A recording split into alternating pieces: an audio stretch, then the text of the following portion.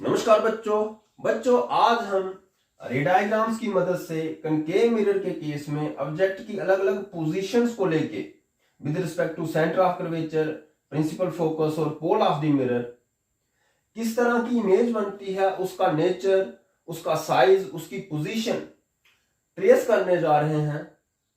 उन 4 रूल्स को फॉलो करके, जो कि मैं ऑलरेडी आपके साथ डिस्कस कर चुका हूं, उसकी वीडियो मेरे यूट्यूब चैनल पे अपलोड हो चुकी है और उसका लिंक मैं अपने इस वीडियो के डिस्क्रिप्शन बॉक्स में अटैच कर दूंगा। आपको उन 4 रूल्स को फॉलो करना है और आंख मूंद के आप किस तरह की इमेज बनेगी, उसकी क्या क्या कैरेक्टरिस्टिक्स रहेंगी, बता सकोगे बिना दिक्कत के।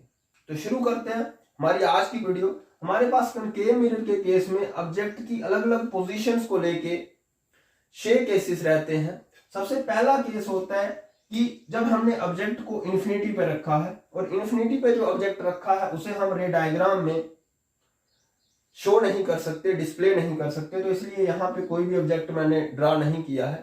तो इन्फिनिटी से जो भी रेज आती हैं वो एक दूसरे के पैरेलल आती हैं, तो इसलिए हमें कम से कम 2 रेज चाहिए होती इमेज बनाने के लिए, और वो 2 रेज एक दूसरे के पैरेलल आएंगी क्योंकि ऑब्जेक्ट इन्फिनिटी पे है।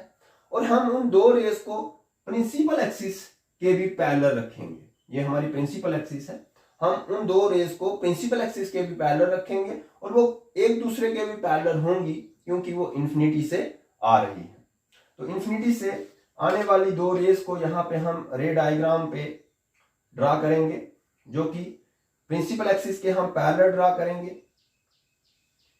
ये 2 रे मिरर के ऊपर स्ट्राइक करेंगी और आपको मालूम है कि जो रे प्रिंसिपल एक्सिस के पैरेलल रहती है, जो ऑब्जेक्ट से आ रही है इमेज प्रिंसिपल एक्सिस के पैरेलल मैं ऐसे ड्रा कर रहा हूं, वो रूल के मुताबिक रिफ्लेक्शन के बाद प्रिंसिपल फोकस एफ से गुजरती है। तो ये रिफ्लेक्टेड रे हो गई और जो हो गई हमारी इंसिडेंट रे और जो हो गई हमारी रिफ्लेक्टेड रे। अब एक रे ड्रा की, हमें कम से कम 2 रे ड्रा करनी है और जो हमारी दोनों रेज होंगी वो एक दूसरे के पैरेलल होंगी। क्योंकि मैंने फर्स्ट रे प्रिंसिपल एक्सिस के पैरेलल रखी है तो दूसरी रे भी प्रिंसिपल एक्सिस के पैरेलल रखेंगे और वो दोनों रेज भी एक दूसरे के पैरेलल होंगी क्योंकि इन्फिनिटी से आ रही हैं। तो ये दूसरी रे मैं ड्रा करने जा रहा हूं जो कि प्रिंसिपल एक्सिस के भी पैरेलल होगी और फर्स्ट रे के भी पैरेलल होगी।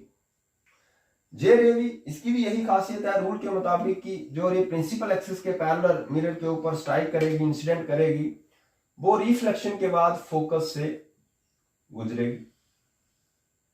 तो ये रे भी रिफ्लेक्शन के बाद फोकस से गुजरी, यहां पे ये दोनों रेज मीट करी, वहां पे आपकी बनती है इमेज।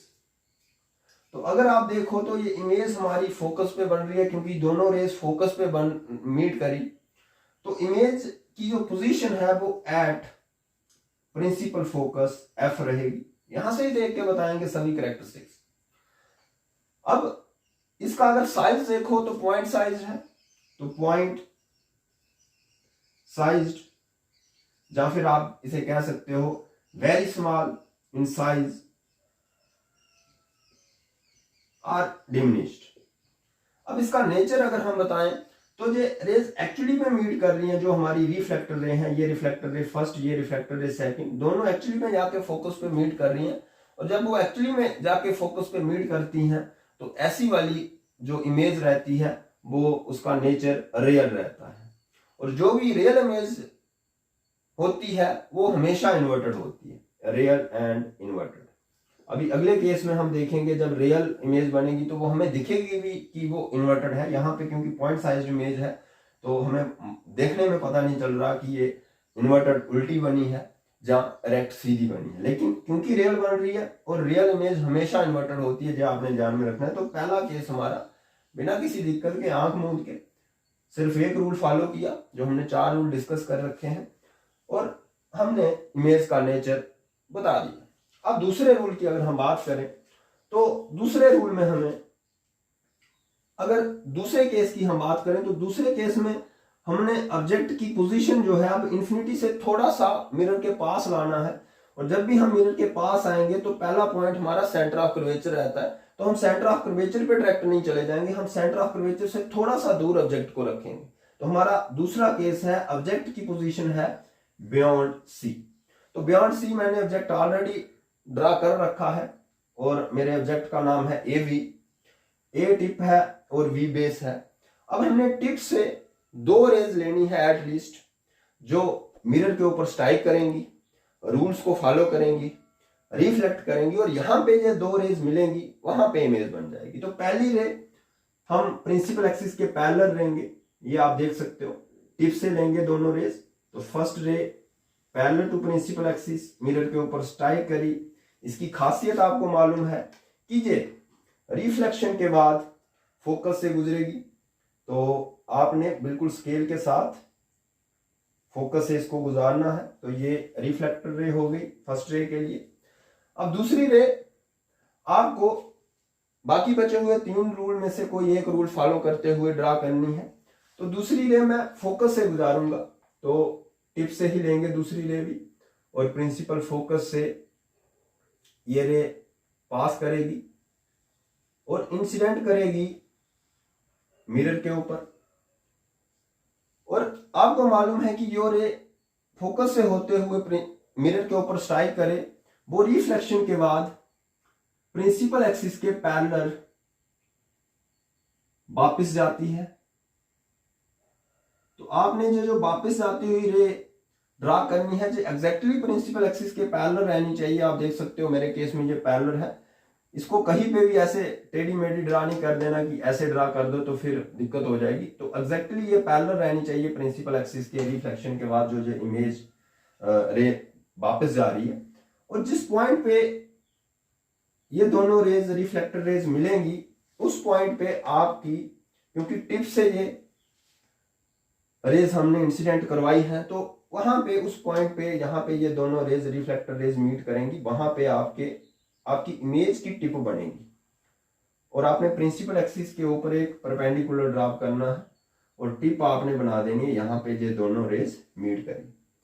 अब ये हमारा ऑब्जेक्ट की पोजीशन थी बियॉन्ड सी, और हमारे इमेज की पोजीशन जो हमने कैरेक्टरिस्टिक्स बतानी होती हैं इमेज की कि किस तरह की इमेज बनी, तो आपने उसकी पोजीशन भी बतानी होती है। तो पोजीशन आप देख सकते हो कि बिटवीन सी एंड एफ। तो इस केस में हमारी इमेज सी और एफ के बीच में बनी। उसका अगर आप साइज देखो, ऑब्जेक्ट के कंपैरिजन में आपको बताना है, तो ऑब्जेक्ट का साइज थोड़ा बड़ा है और इमेज का साइज थोड़ा छोटा है। तो small in size, very small नहीं है, small in size compare to object size. और नेचर अगर आप देखो तो इस बार भी दोनों रेज, ये जो फर्स्ट रिफ्लेक्टेड रे है, ये जो सेकंड रिफ्लेक्टेड रे है, ये दोनों एक्चुअली में आके यहाँ पे मीट की हैं इस पॉइंट पे, और यहाँ पे टिप बनी ए और ये ऑब्जेक्ट हमारा ए भी बना। तो एक्चुअली में आके मीट करी है तो रियल। और मैंने आपको बताया था यहाँ पे भी कि जो भी इमेज रियल बनती है वो हमेशा इन्वर्टेड होती है। और आप देख सकते हो कि ये रे जो ये इमेज हमारी बन रही है ये इन्वर्टेड भी है। तो इसमें आपको कोई भी दिक्कत नहीं आनी चाहिए इमेज फॉर्मेशन में। रूल्स को फॉलो कीजिए, रेस को ड्रा कीजिए, 2 रेस ड्रा करनी है टिप से लेते हुए, और जैसी इमेज बनती है उसको देखते हुए पोजीशन, साइज और नेचर बता दीजिए, क्रैम करने की जरूरत नहीं है। हमारा तीसरा केस, अब हम थोड़ा सा और मिरर के पास जाएंगे। पहले बियॉन्ड सी थे, अब सी पे चलेंगे। तो ये हमारा सी है, सेंटर ऑफ कर्वेचर है। तो सेंटर ऑफ कर्वेचर पे हमने ऑब्जेक्ट रखा है, टिप से 2 रेज हम लेंगे जो कि पैरेलल टू प्रिंसिपल एक्सिस। एक हम फर्स्ट रे लेंगे, इंसिडेंट कराएंगे मिरर के ऊपर। तो ये फर्स्ट रे जो कि प्रिंसिपल एक्सिस के पैरेलल फॉल की मिरर के ऊपर, ये रिफ्लेक्शन के बाद आपको मालूम है कि फोकस से गुजरती है, तो इसे फोकस से गुजरना है रिफ्लेक्शन के बाद। ये रिफ्लेक्टर रे हो गई। हम दूसरी रे लेंगे जो कि फोकस से होते हुए मिरर के ऊपर स्ट्राइक करेगी, तो ये हमारी दूसरी रे रहेगी। टिप से ही लेंगे दूसरी रे भी, फोकस से होते हुए मिरर के ऊपर स्ट्राइक करी। और अब इसकी क्या खासियत है, रूल के मुताबिक ये parallel to principal axis, parallel to principal axis जाएगी रिफ्लेक्शन के बाद। तो आप देख सकते हैं,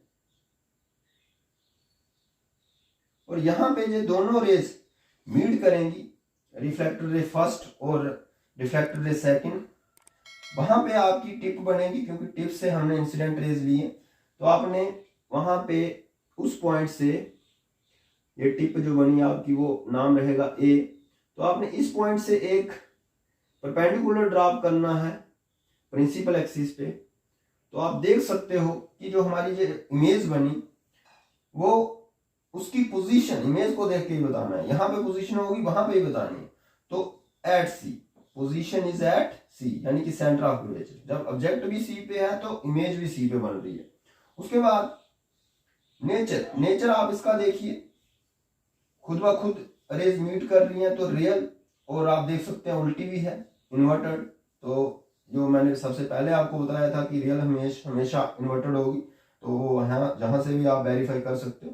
साइज आप देख सकते हो, जितना साइज ऑब्जेक्ट का है उतना ही ऑलमोस्ट साइज इमेज का है, तो of same size that of object. तो ये आपको रूल्स को फॉलो करते हुए इमेज ड्रा करनी है रेज की मदद से, और जैसी इमेज बने उसको देख के आपने कैरेक्टरिस्टिक इमेज की बता देनी है, कोई दिक्कत नहीं है, कुछ भी आपको लर्न करने की, क्रैम करने की जरूरत नहीं है। अब हमने सी से थोड़ा सा और मिरर की तरफ जाना है, तो एफ पे नहीं सीधा चले जाना, बिटवीन सी और एफ हमने ऑब्जेक्ट को रखना है। तो ये मैंने बिटवीन सी और एफ ऑब्जेक्ट को रख दिया। अब हमारा काम वही है, ए बी ऑब्जेक्ट है, टिप से यानी कि ए से हमें एक ऐसी रे लेनी है जो पैरेलल टू प्रिंसिपल एक्सिस होगी, और ये स्केल के साथ आपने ड्रा करनी है। तो parallel to principal axis incident ray, जे रिफ्लेक्शन के बाद रूल कहता है कि फोकस से गुजरेगी, तो इस रे को आपने रिफ्लेक्शन के बाद फोकस से गुजारना है। ये रिफ्लेक्टर रे हो गई फर्स्ट इंसिडेंट रे के लिए। दूसरी रे आपको फिर से फोकस से लेनी है, जो फोकस से होते हुए टिप से लेनी है, और फोकस से होते हुए मिरर के ऊपर स्ट्राइक करेगी। और इसकी खासियत क्या है, रिफ्लेक्शन के बाद पैरेलल टू प्रिंसिपल एक्सिस वापस जाती है, तो पैरेलल ही ड्रा करनी है भाई लोग। अगर ये पैरेलल ड्रा नहीं करोगे, थोड़ा सा भी कैजुअल अप्रोच आप फॉलो करोगे, तो फिर इमेज कैसी बन रही है उसको हम देख के उसका नेचर नहीं बता पाएंगे। तो यहाँ पे ये दोनों रिफ्लेक्टर रेज मीट करी, वहां पे आपकी टिप बनेगी, क्योंकि टिप से इंसिडेंट रेज ली है। तो इस पॉइंट पे, ए पॉइंट से हमने एक परपेंडिकुलर ड्रॉप करना है प्रिंसिपल एक्सिस पे, और ए पॉइंट पे टिप बना देनी है, और इमेज बन गई हमारी ए बी, जो कि इन्वर्टेड है। तो पोजीशन आप देख सकते हो। अब पोजीशन बियॉन्ड सी हो गई, इमेज की देख के बताना है, कुछ भी आपको दिक्कत नहीं आएगी। नेचर आप इसका देख सकते हो, रियल है, इन्वर्टेड है। जो भी इन्वर्टेड होगी उसको रियल ही कहना है हमेशा, और जो रियल होगी उसको इन्वर्टेड ही कहना है हमेशा, होगी ही वो ऐसी, रियल और इन्वर्टेड। और साइज आप इसका देख सकते हो, ऑब्जेक्ट के साइज से थोड़ी सी बड़ी है, लार्जर देन ऑब्जेक्ट। बच्चों बढ़ते हैं थोड़ा सा और आगे। हम चौथे केस में ऑब्जेक्ट को लेके पहुंचे थे सी और एफ के बीच में, और अगर मिरर के और थोड़ा क्लोज जाएं तो अगला रेफरेंस पॉइंट आता है एफ, और अब हम ऑब्जेक्ट को रखेंगे इस reference point principal focus F पे। रूल्स को फॉलो करेंगे और देखेंगे कि किस तरह की इमेज बनती है। तो सबसे पहले हमें टिप से एक रे लेनी है, जो कि पैरेलल टू प्रिंसिपल एक्सिस लूंगा मैं, और ये मिरर पे स्ट्राइक करेगी। मिरर पे स्ट्राइक करने के बाद ये रे, जो कि पैरेलल टू प्रिंसिपल एक्सिस थी, रिफ्लेक्शन के बाद हमें मालूम है कि रूल कहता है गुजरेगी प्रिंसिपल फोकस एफ से, तो ये हो गई हमारी रिफ्लेक्टेड रे। अब दूसरी रे, इससे पहले हम लेते थे ऑब्जेक्ट की टिप से होते हुए और फोकस से होते हुए, लेकिन अब क्योंकि हमने ऑब्जेक्ट ही फोकस पे रख लिया है, तो इस केस में हम अगर टिप से दूसरी रे लेते हैं तो उसे हम फोकस से नहीं गुजार सकते। तो फिर कहां से गुजारिएगा, आपको इस बार इस रे को सेंटर ऑफ कर्वेचर सी से ऑब्जेक्ट की टिप से होते हुए गुजारना है और मिरर के ऊपर स्ट्राइक करवाना है। तो ये आप ऑब्जेक्ट की टिप रही ये, और ये रहा आपका सेंटर ऑफ कर्वेचर। ऑब्जेक्ट की टिप, सेंटर ऑफ कर्वेचर और मिरर के ऊपर स्ट्राइक कराना है। अब ये रे जो कि सेंटर ऑफ कर्वेचर से होते हुए मिरर के ऊपर स्ट्राइक करी, इंसिडेंट करी, आपको मालूम है कि ऐसी रे जो सेंटर ऑफ कर्वेचर से होते हुए मिरर के ऊपर फॉल करे, रूल कहता है कि वो अपने रास्ते वापस जाती है, वो अपना पाथ रिट्रेस करती है। तो ये अपना पाथ रिट्रेस करेगी, इंसिडेंट रे का पाथ भी यही होगा और रिफ्रैक्टर रे का पाथ भी यही होगा। अब आप देख पा रहे होंगे कि ये जो फर्स्ट रिफ्रैक्टेड रे है और ये जो सेकंड रिफ्रैक्टेड रे है, ये दोनों रेज कहीं पे भी जाके मीट नहीं करेंगी, क्योंकि ये दोनों रेज पैरेलल हैं एक दूसरे के। तो जो रेज पैरेलल होती हैं, ना तो उन्हें हम इस साइड मिला सकते हैं कहीं पे, और ना ही हम उसको बैकवर्ड प्रोड्यूस करके मिला सकते हैं कहीं पे। तो इसलिए ये रेज कहीं पे भी जाके मीट नहीं करेंगी। तो यानी कि जो हमारी इमेज है वो इंफिनिटी पे बनेगी, क्योंकि कहीं पे भी जाके अगर रेज मीट नहीं कर रही तो ये कहां तक चली जाएंगी रेज, इंफिनिटी तक। तो इसलिए पोजीशन हमारी इमेज की रहेगी इंफिनिटी, क्योंकि रिफ्रैक्टेड रेज मीट ही नहीं कर रही। अब अगर हम नेचर की बात करें इस इमेज की, जो कि हम सोच रहे हैं कि इंफिनिटी पे जाके बनेगी, इसका मीनिंग ये हुआ कि हम ये सपोज कर रहे हैं कि ये जो रिफ्रैक्टेड रेज है वो इंफिनिटी पे जाके कहीं पे मीट कर रही हैं, हम इनको पीछे बैकवर्ड प्रोड्यूस करके मीट नहीं करा रहे। तो इंफिनिटी पे जाके हम सपोज कर रहे हैं कि मीट कर रही है, तभी इंफिनिटी पे जाके इमेज बनेगी। तो ये अगर इंफिनिटी पे जाके मीट करेंगी तो इसका मतलब रियल इमेज है, हमने इनको बैकवर्ड प्रोड्यूस करके कहीं पे भी मीट नहीं कराया, और रियल इमेज हमेशा इन्वर्टर रहती है। तो इसलिए ये इमेज रियल और इन्वर्टेड रहेगी। और अगर हम साइज की बात करें, ये छोटा सा ऑब्जेक्ट जो ए बी हमने रखा है फोकस पे, अगर वो हमें इंफिनिटी पे जाके दिख रहा है, इंफिनिटी यानी कि बहुत दूर दिख रहा है जाके, तो इसका मतलब बहुत दूर तो वो ऑब्जेक्ट हमें दिखता है जो काफी बड़ा हो और वो बहुत दूर भी हो तब भी हमें वो दिखता है। तो इसलिए ये इसका साइज जो है वो हाईली एनलार्ज्ड होगा, और you can say that magnified होगा। अब हमारा अगला केस है, ऑब्जेक्ट को थोड़ा सा और मिरर के पास लेके जाना है, मिरर के ऊपर नहीं रख देना। अब हमें with in the focus object को रखना है, या फिर बिटवीन एफ और पी ऑब्जेक्ट को रखना है, प्रिंसिपल फोकस और पोल ऑफ द मिरर के बीच में। तो जब विद इन दी फोकस हमने ऑब्जेक्ट को रखा है, ये ए बी ऑब्जेक्ट मैंने कंसीडर किया है, और रूल्स को फॉलो करते हैं जब हम, और देखते हैं कि किस तरह की इमेज बनती है। तो पहली रे हमारी हमेशा की तरह parallel to principal axis mirror के ऊपर स्ट्राइक करेगी। रिफ्लेक्शन के बाद ऐसी रे, जैसा कि मैं बार बार आपको बता चुका हूं, इसकी ये खूबी है कि ये फोकस से होते हुए गुजरेगी। तो ये रे वापस फोकस से होते हुए गुजरी, पहली रे जो कि parallel to principal axis mirror के ऊपर स्ट्राइक की, रिफ्लेक्शन के बाद फोकस से होते हुए वापस गई। अब दूसरी रे यहां पे भी आप सेंटर ऑफ कर्वेचर से लोगे, जो कि अपना पाथ रिट्रेस करेगी। तो ऑब्जेक्ट की टिप सेंटर ऑफ कर्वेचर और मिरर को आपने कहीं पे मिलाना है। तो जो ऑब्जेक्ट की टिप रही, जो हमारा सेंटर ऑफ कर्वेचर है, जो टिप हो गई। तो अब ये रे टिप से होती हुई मिरर के ऊपर स्ट्राइक करेगी और सेंटर ऑफ कर्वेचर से होते हुए गुजरेगी। तो इस रे की खासियत है कि अगर ये इंसिडेंट कर रही है सेंटर ऑफ कर्वेचर से होते हुए, तो ये वापस भी सेंटर ऑफ कर्वेचर से होते हुए जाएगी, जो अपना पाथ रिट्रेस करेगी। और अगर आप यहाँ पे देखो तो ये दोनों रेज, इसके मुकाबले ये दोनों पैरेलल रेज थी, लेकिन ये दोनों रेज आप देखो तो यहाँ पे थोड़ा सा डिस्टेंस इन दोनों रिफ्रैक्टेड रेज, रिफ्रैक्टेड रे 1 और रिफ्रैक्टेड रे 2 में यहाँ पे डिस्टेंस ज्यादा है, और जैसे जैसे हम उस तरफ जा रहे हैं तो डिस्टेंस कम होता जा रहा है। तो यानी कि अगर हम इन्हें बैकवर्ड प्रोड्यूस करें, रिफ्रैक्टेड रे 1 और रिफ्रैक्टेड रे 2 को, तो ये कहीं पे जाके बैकवर्ड जब प्रोड्यूस करेंगे तो ये मीट कर सकती हैं। तो मैं इनको बैकवर्ड प्रोड्यूस करता हूँ, इस तरह से आपने भी बैकवर्ड प्रोड्यूस करना है इन दोनों रेस को। ये रिफ्रैक्टेड रे 1 को भी बैकवर्ड प्रोड्यूस करते हैं, तो देखते हैं कि कहाँ पे जाके मीट करती हैं, करती भी हैं कि नहीं। तो आप देख सकते हैं कि ये दोनों रेस जब हमने बैकवर्ड प्रोड्यूस की तो इस पॉइंट पे जाके मीट कर गई। तो जो हमने इंसिडेंट रेज ली थी वो टिप से ली थी, फर्स्ट इंसिडेंट रे टिप ए से, सेकंड इंसिडेंट रे टिप ए से। अब ये रे यहाँ पे मीट करी, वहां पे भी टिप की ही इमेज बनेगी, तो ये पॉइंट ए रहेगा। और हमने यहां से पॉइंट ए से प्रिंसिपल एक्सिस पे एक परपेंडिकुलर ड्रॉप करना है, और ये हमारा ऑब्जेक्ट इमेज बन जाएगी इस ऑब्जेक्ट के करॉस्पॉन्डिंग, जिसका नाम होगा A-B- रख सकते हो आप इमेज का, या फिर AB। तो इस तरह की हमारी इमेज बनेगी जब हमने ऑब्जेक्ट को विद इन दी फोकस रखा है। इस इमेज को देख के हम आसानी के साथ बता सकते हैं इसकी पोजीशन कहाँ है। मिरर के पीछे इमेज बनी है तो position of the image is behind the mirror, behind the mirror. और size in comparison to size of object आप देख सकते हो कि एनलार्ज्ड है, ऑब्जेक्ट से काफी बड़ी इमेज बनी हमारी, तो size of image is enlarged. और नेचर की अगर हम बात करें, ये रेज खुद मीट नहीं करी, रिफ्लेक्टेड रेज, हमने इनको बैकवर्ड प्रोड्यूस कराया तो मीट कराई। तो ऐसी इमेज को हम वर्चुअल इमेज कहते हैं।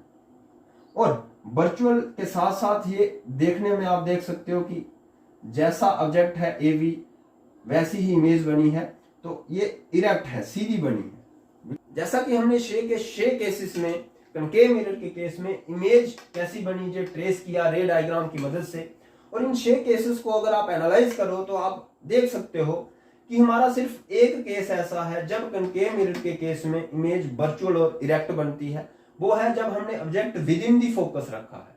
तो ये आपने ध्यान में रखना है, कई बार क्वेश्चन पूछ दिया जाता है कि कनकेव मिरर के केस में वो वाले केस के लिए इमेज फॉर्मेशन कीजिए रे डायग्राम की मदद से जब इमेज जो बनती है वो वर्चुअल और इरेक्ट हो। तो ऐसे केस में आपको सिर्फ 6 केस की इमेज फॉर्मेशन करनी है रे डायग्राम की मदद से, और ऑब्जेक्ट को आपने रखना है विद इन दी फोकस, क्योंकि विद इन दी फोकस जब रखेंगे तब ही सिर्फ एक ऐसा केस कनकेव मिरर का आता है जब इमेज वर्चुअल और इरेक्ट बनती है और बिहाइंड द मिरर बनती है।